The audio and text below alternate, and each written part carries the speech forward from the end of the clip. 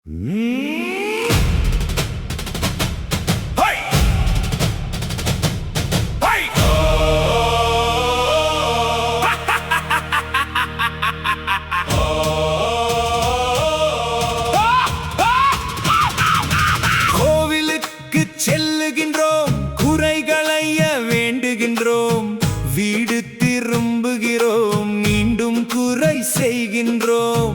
ஆண்டவனும் பார்ப்பான், அசையாமல் இருந்திடுவான். அழுக்கேற்றி அழுக்கேற்றி அனுதினமும் இருக்கின்றோம். அகந்தையும் ஆணவமும் அகநிறையே அமர்கிறது.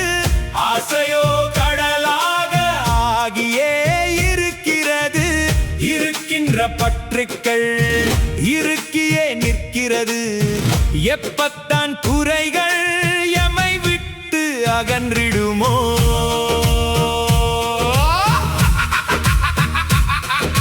நிறைகுடங்கள் தழும்பாது நீண்ட தூரம் சென்றாலும் குறைகுடங்கள் தழும்பி வீடும். குடந்தூக்கி நின்றவுடன் நிறைகுடமாய் இருந்திடுவார். நிமலனையே கண்டிடுவார். குறைகுடமாய் இருப்பார்கள், கடுமிருளில் மூழ்கிடுவார்.